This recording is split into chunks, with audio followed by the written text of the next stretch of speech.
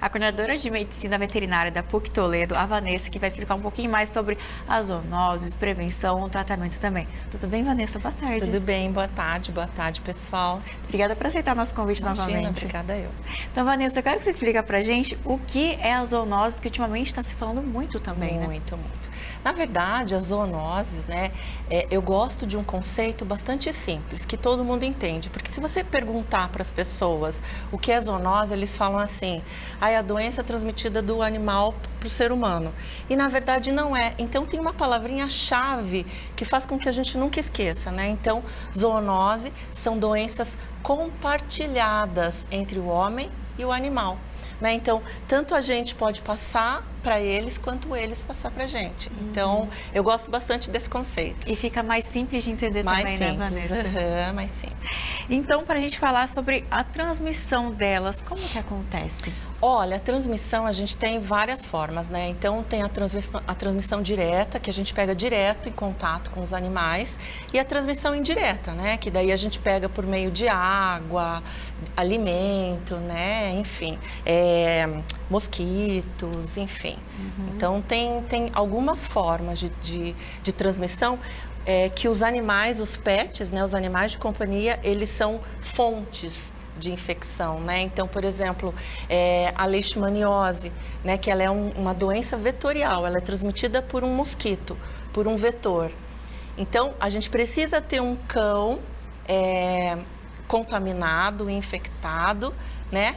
Ser picado por um mosquito e esse mosquito vir picar a gente, sabe? Então, eles acabam tendo um papel bastante importante, né? E Vanessa, então, para a gente falar das principais que podem atingir os pets, quais são as zoonoses, então? Nossa, muitas, muitas, né? A gente pode ficar aqui um monte de tempo falando sobre isso.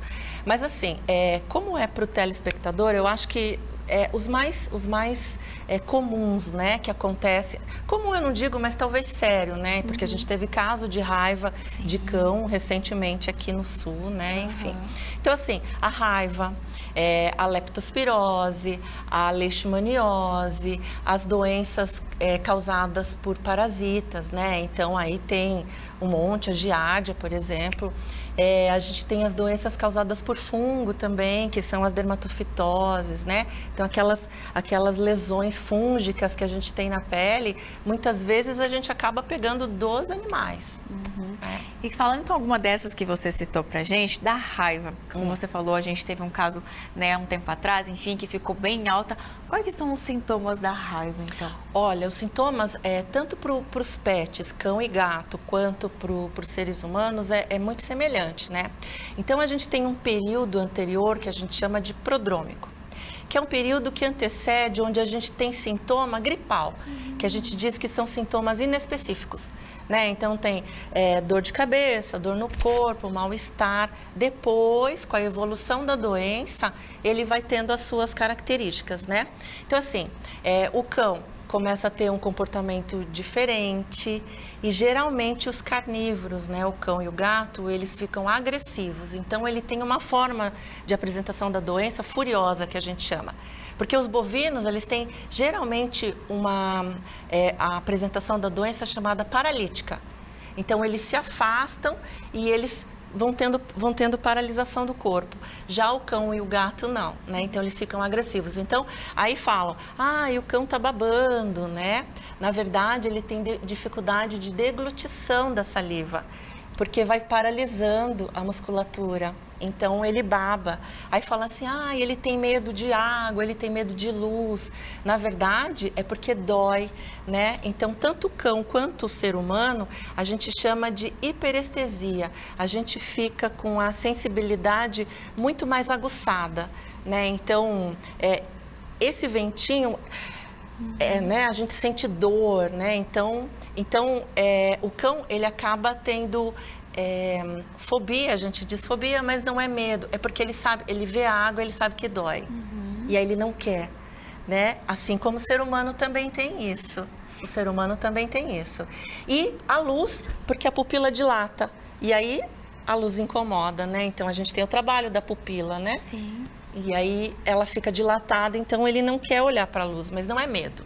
né? É porque incomoda mesmo. E tem maneiras de tratamento, Vanessa, ou a raiva é muito difícil? Então, no mundo, para os seres humanos, deve ter umas 5, 6 pessoas que foram tratadas e salvas, né?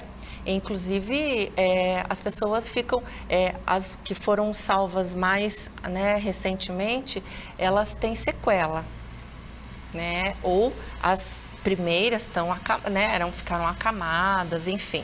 Então, assim, depois que começam os sinais clínicos ou os sintomas, é muito difícil, muito difícil, né? Então, qual é a ideia? A ideia é prevenir. Sim. Né? Então, quando a gente fala de raiva, a gente fala em manter os pets vacinados, né? Porque as pessoas falam assim, não tem raiva aqui, então não precisa vacinar. Precisa sim. Você não vai vacinar o seu cão todo ano para as doenças que acomete só ele? Aproveita e vacina para raiva, né? Então, vaciná-los. A gente tem um costume, né, de invadir o habitat dos animais, né? Então, por exemplo, a gente invade uma mata, desmata, aí monta uma casinha, coloca um boi e lá é o habitat dos morcegos, né? Então, o que o morcego faz? Opa, né? Tem alimento aqui, então ele se alimenta e ele acaba transmitindo a raiva, claro, se for um morcego, né, positivo para a raiva. Então, assim, tem várias formas, né? Os cuidados que devem só ter. tem alguns cuidados. E agora, Vanessa, para a gente falar sobre a leptospirose, como prevenir, que também ela é bastante falada, né? Sim, mas sabe que eu vou te falar que a lepto, ela é negligenciada na saúde pública, sabe? Tem muitos municípios que nem ligam para a leptospirose. Porque ela, de fato, a maioria, a gente chama de sorovários, que são espécies, né, de bactéria. A maioria deles causam sintomas leves, principalmente em adultos jovens e saudáveis, né? Tem algumas espécies de um complexo que daí é mais agressivo. Aí a gente chama icterohemorrágico, que daí a pessoa tem icterícia, né? Ela fica inteira amarelada, os animais também, tá? E tem hemorragia. Então pode levar a óbito, tanto os animais quanto o ser humano. E para lepto é muito mais fácil a prevenção, né? Então, assim, acúmulo de entulho, lixo. E aí eu vou fazer uma chamada bem importante.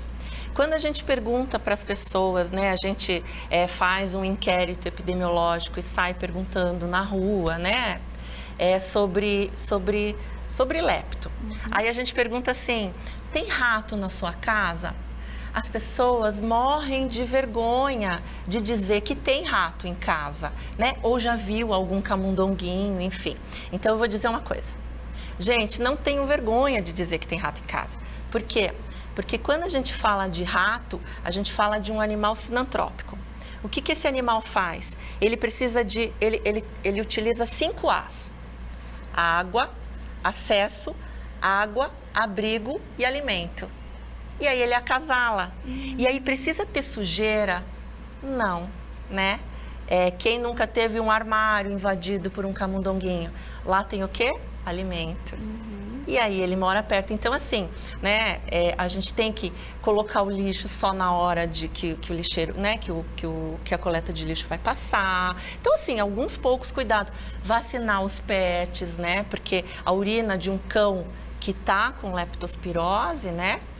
Ela tá contaminada com a bactéria, né? Então, se cai em mucosa, é bem perigoso, a pessoa se infecta, assim. Então, assim, também é bastante simples. E até você comentou com a gente sobre a relação dos entulhos, enfim, que está bastante difundindo, ainda mais aqui no nosso município, Cascavel, Foz do Iguaçu também, a questão do controle da dengue, mas como você falou, os entulhos também, gente, a questão da leptospirose, para ter esses cuidados e realmente, se às vezes a pessoa identificou que pode ter um camundonzinho, um ratinho, vai procurar o que pode fazer para eliminar e para não correr esse risco, exatamente, né, Vanessa? Exatamente. E agora para a gente falar sobre a leishmaniose. A leishmaniose? Quais são os sintomas? Olha, a leishmania, ela já é um pouquinho mais séria, né? Então, a gente tem 2 formas de apresentação da leishmania. A gente tem a leishmania cutânea, que ela faz umas lesões bem feias, assim, sabe? Ela tem o bordo elevado, ela é arredondada, por dentro ela tem, né? Ela fica avermelhada e ela pode estar disseminada por corpo todo, né? Uma pessoa que tem uma imunidade mais frágil, né, pode desencadear um processo mais sério e a óbito, né? E aí a outra forma é bem séria, que daí já a gente chama de leishmania visceral. Então tem acometimento de órgãos, né, principalmente fígado e baço. E aí a gente fala que fica com hepatoesplenomegalia, eles ficam aumentados de volume, a pessoa vai emagrecendo e ficando com uma barriga bem grande, sabe?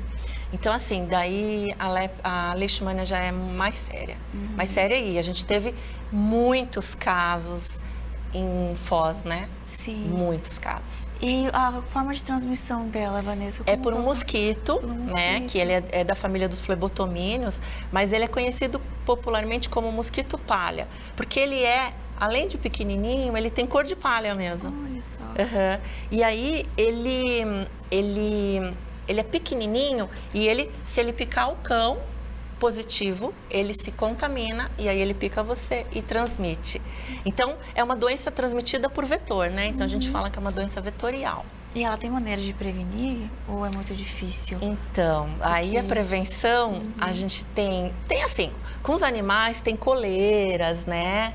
E aí a gente, assim, fala para ter tela na janela, né? Quando tá em casa, né? Passar repelente, se vai sair, né? Vai andar em mata, se proteger, então manga comprida, né? Então, assim, são formas de prevenir, né? Mas é mais difícil.